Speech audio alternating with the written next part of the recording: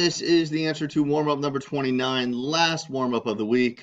Section 10, it should have been an easy week. No assessments if you are on track doing everything you're supposed to be doing. Just doing the daily warm-ups along with daily warm-ups and just watching videos this week. That's all that's happening. I'm just going to run through this one, just kind of explain it to you guys. You should have already seen it. Sorry, I got a fat dog that wants to go outside. Go, go. All right.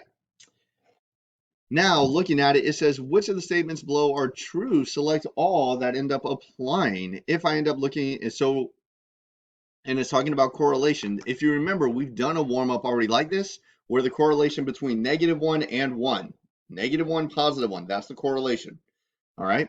A correlation of R equals 0.92 indicates a strong positive correlation. Yeah.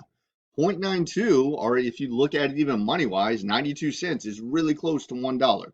So yes, that's a strong positive correlation. A correlation must be between 0 and 1. That is not true. It needs to be +1 and -1. That's going to end up being our correlation, -1, +1.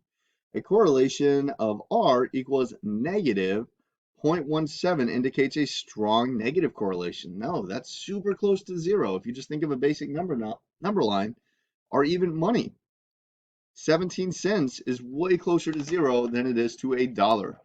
A correlation of R equals 0.1 or 10 cents, there is no significant correlation. That is true. It is very close to 0, so that is a true answer. Correlation must be between -1 and +1. Already mentioned that, just talked about it.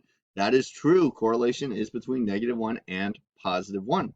Correlation is a numeric measure of the strength and the direction between two categorical variables. Well, it talks about two variables. We're not talking about variables. It's +1 and -1. It's between those two numbers. So that one is not true. This one, definitely not a difficult one. Once again, taking all of these from the Test Yourself assessment, and I take them multiple times to make sure I always get mixed up questions. So I don't take them just from the first one in case you have to go in and redo it.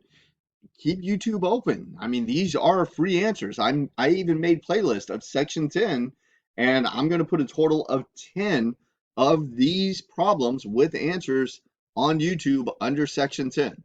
And you have 10 total questions. So if you come across 3 of them, there's 3 freebie answers. It's a nice way to, yeah, I mean, do better on the assessment. Also, I've been curving the assessments. If you just take them and do relatively decent on them, I could curve you. Might curve you up to an A. I've had students get 120% A's, which helps them out in the end. All right. I'll talk to you guys later. Keep up the great work.